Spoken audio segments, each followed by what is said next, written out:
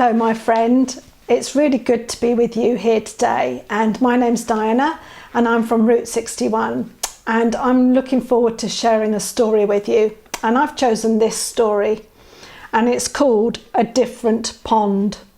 And this book is about Vietnamese immigrants and their stories and memories of home.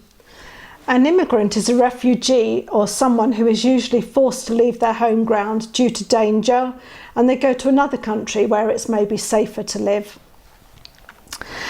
In this story, the father comes from Vietnam, which is a country in Southeast Asia, and this is about their memories and their time living in Vietnam during the war and the subsequent death of his brother.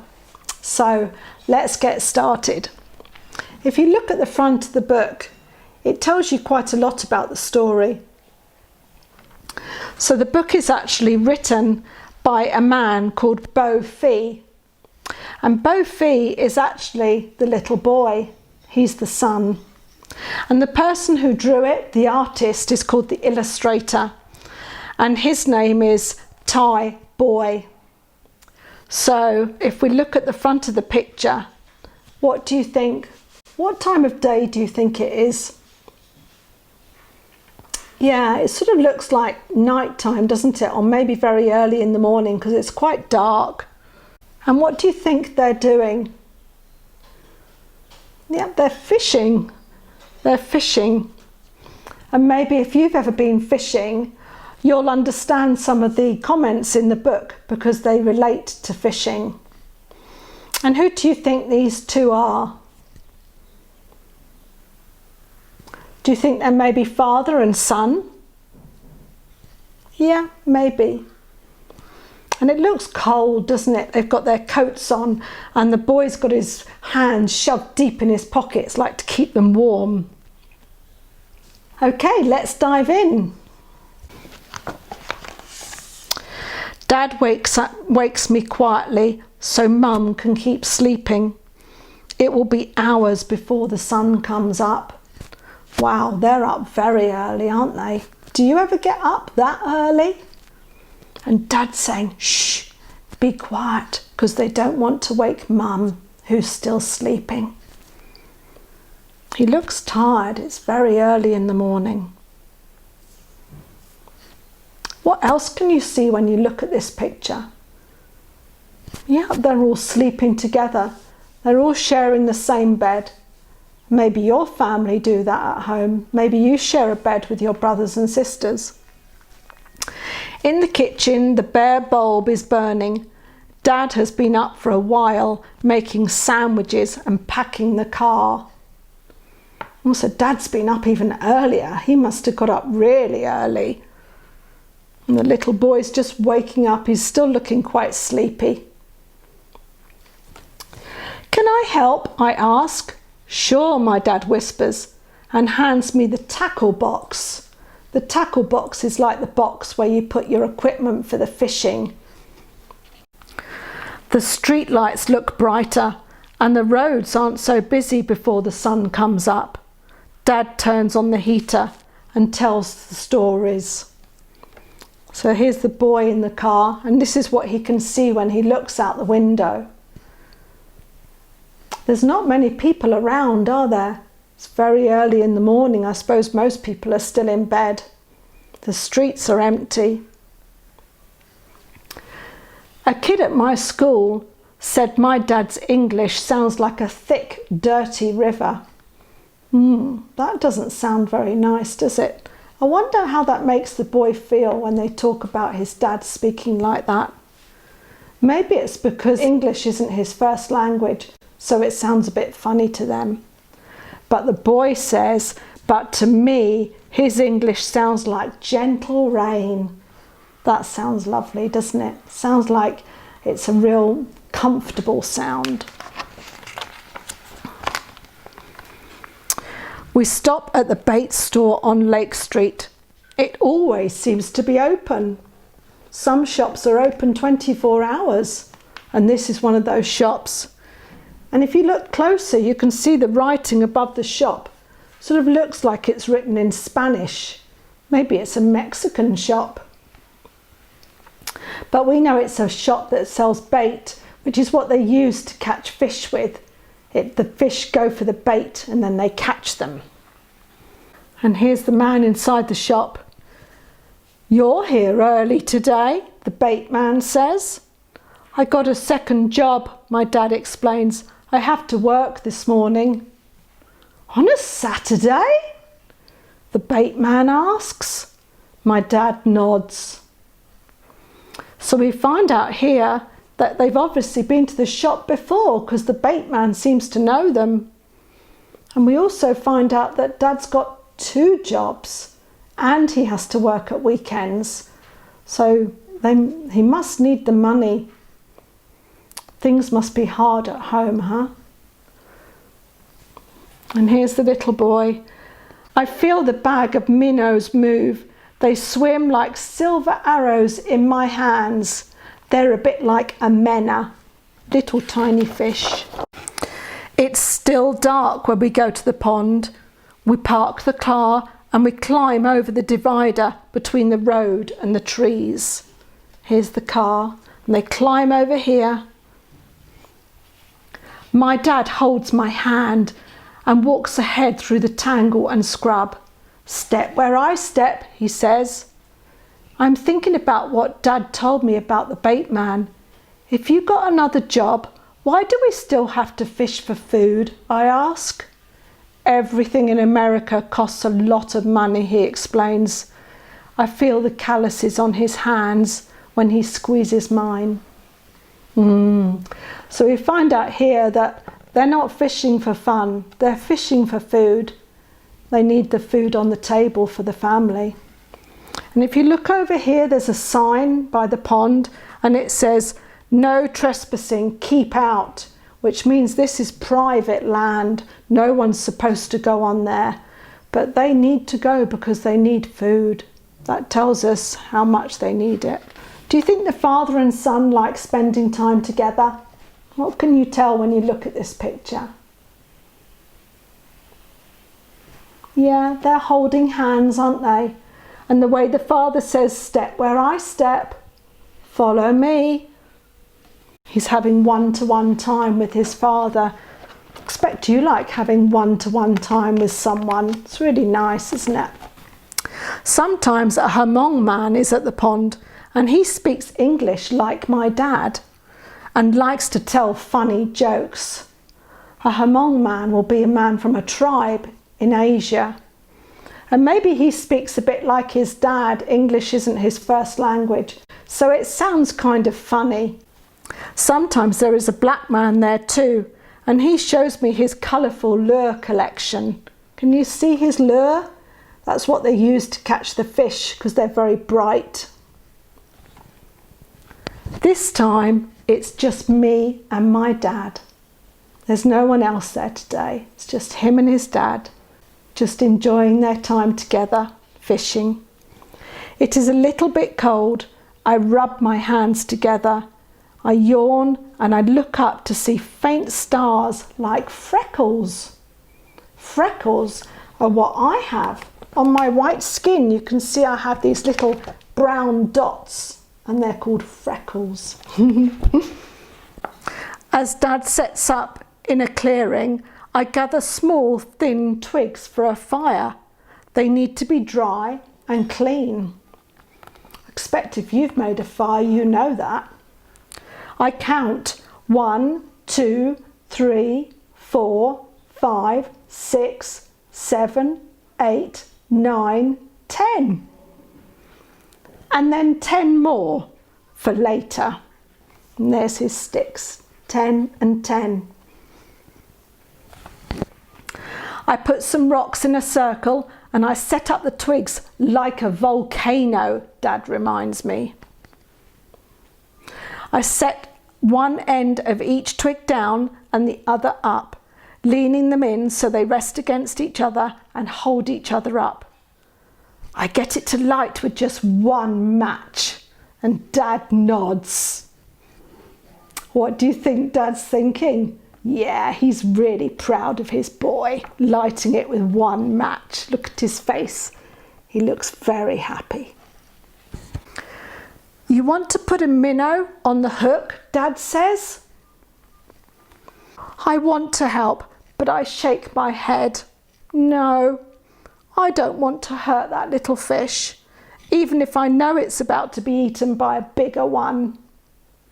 My dad smiles. He isn't upset with me. Why is he not upset, do you think? He knows that the boy's got a kind heart and he doesn't want to hurt the fish. And it also tells us a bit more about their relationship, because the boy felt able to be honest. He wasn't worried about his dad being cross or being disappointed with him. And his dad was okay with it. They're very comfortable in each other's company and able to be truthful.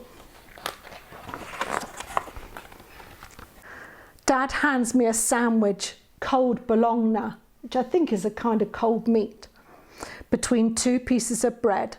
Careful of the spicy stuff, he says. There's half a peppercorn, like a moon split in two, shredded into the meat.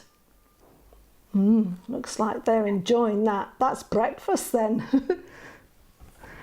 I used to fish by a pond like this one when I was a boy in Vietnam, Dad says, biting into his sandwich. With your brother? I ask.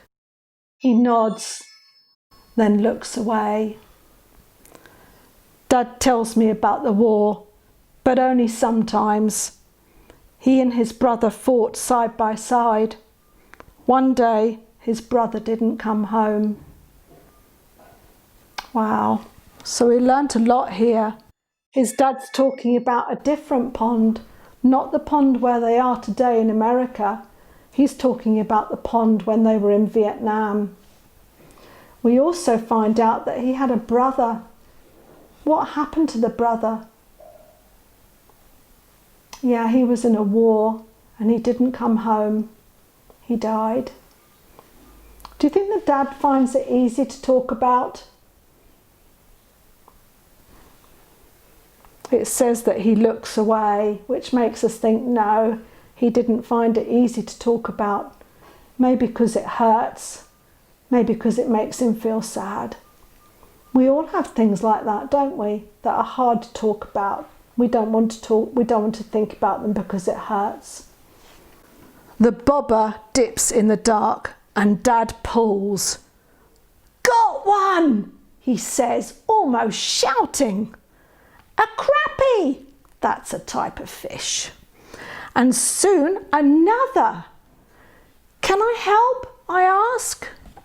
He nods and I use two hands to help guide the fish into the bucket. The fish feels slimy and rough at the same time. Dad laughs at the funny face I make. Look at his funny face. Have you ever felt a fish? It is slimy, but it's also rough where its scales are. Maybe you've even caught a fish. Look at Dad.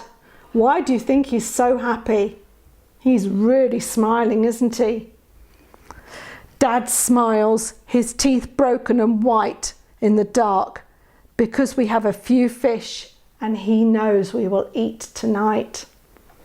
He's happy because he's got food for the family. Time to go home. Dad must get ready for work. He washes his hands with a small nub of green and white soap, and then I do the same. Here they are, washing their hands.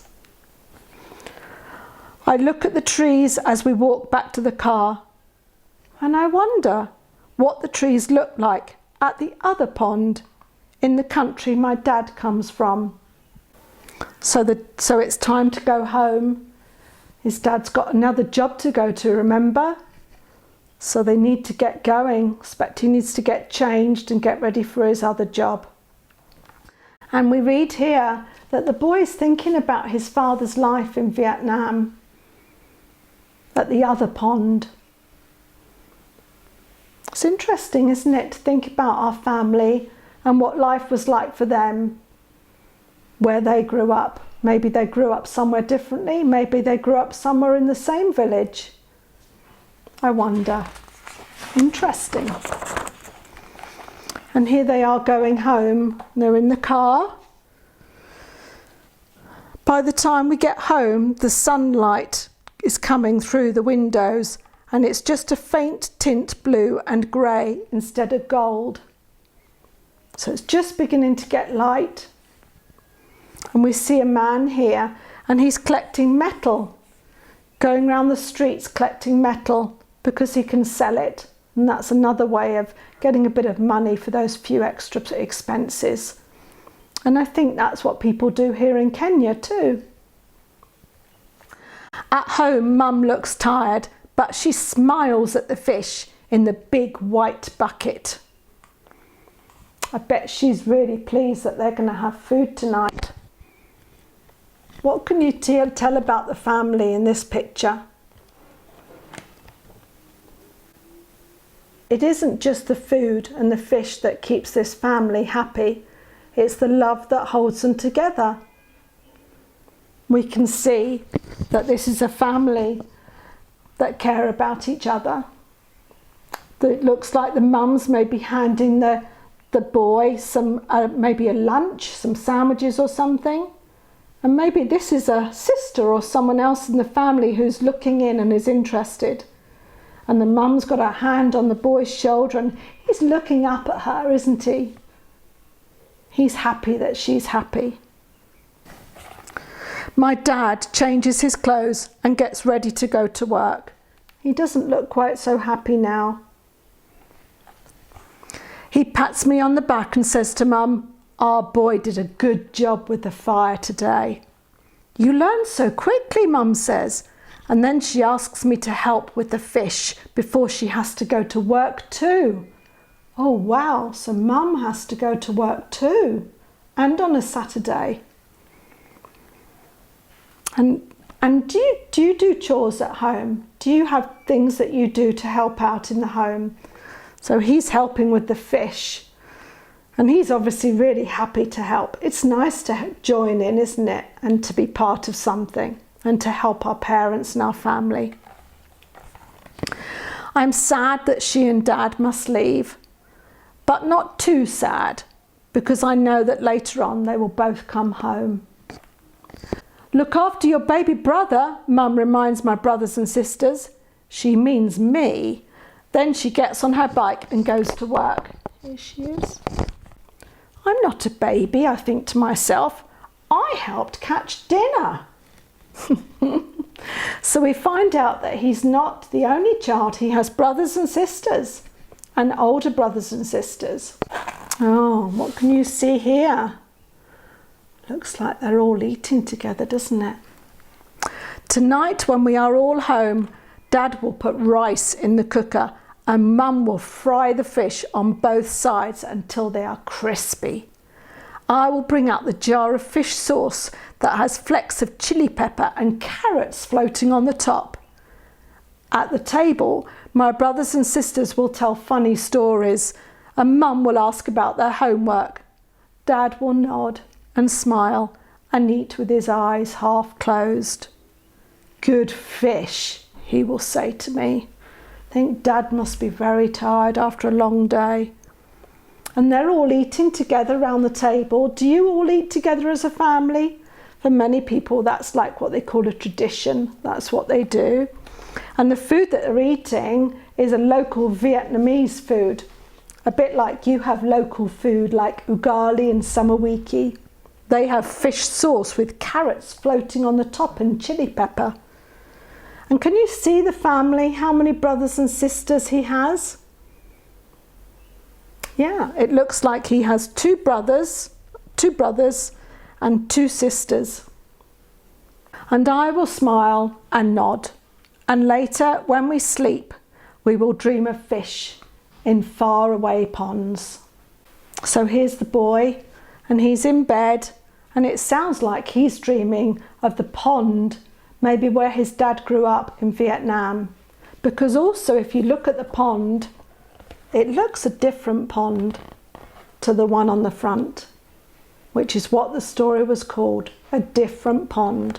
This pond has lily pads, and maybe the fish look a bit different. And that's the end of our story. So we learnt a lot today, didn't we? We learnt about how sometimes we can hide our feelings because maybe to talk about something or remember something, it hurts us and we find it hard. And that's why reading books together is lovely, because it helps us to share those things and talk to each other and understand each other more.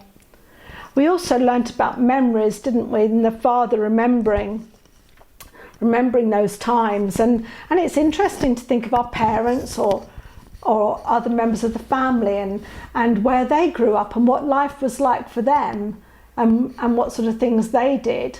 And that's quite fun to just talk about and share. That's interesting, huh? And we also learnt about family, that although life was hard and money was tight, but they had each other, and that's what's really important, that bond that they have as a family.